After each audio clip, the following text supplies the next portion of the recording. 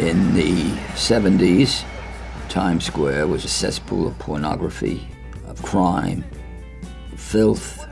Between 42nd and 43rd, 9th and 10th Avenue was kind of like the Wild Wild West. Pimps, prostitutes, drugs, everything that you could possibly think of was that neighborhood. Every night when I walked home from the Improv, I would pretend that I was a heroin addict so people would leave me alone. You know, I would stagger like that. You know?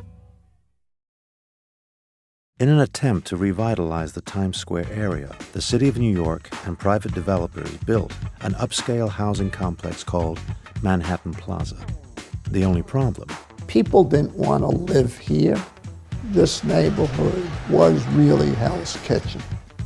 The city was in dire economic straits. We're facing up to the financial crisis confronting this city and state. We need your help.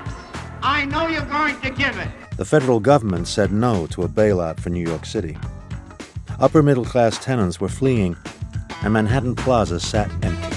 And someone came up with the idea of housing for performers. Artists who were vested in this community, artists who were vested in Broadway and downtown, artists who would be eligible from an income standpoint. They were struggling performing artists. Were humble enough to ask for help and actually made good with the help that was granted them. You got people from New York City Ballet, you got people from the Metropolitan Opera, you got people from Broadway. Like 8-time Oscar-winning composer Alan Menken, Broadway's first Annie, Andrea McArdle, and Sandy, the dog.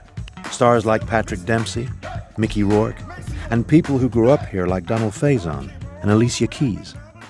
That's what makes Manhattan Plaza the most vital place in the theater district. It was a very unique living experience that we were fortunate enough to be part of. It was unlike any other building that I've ever been in. You know, I've been living here, how many months now? Well, nobody knows. I don't talk to anybody. How can anybody know? I learned to play guitar there. I learned to play piano there. I learned to act.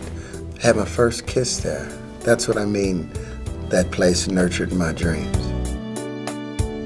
You cannot see Manhattan Plaza as anything other than economically an extraordinary development opportunity for the city of New York. Affordable housing can actually be a growth generator.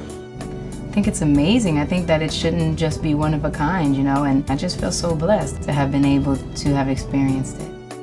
How can the Manhattan Plaza model revolutionize the way we think about affordable housing, artists, and the creation of community?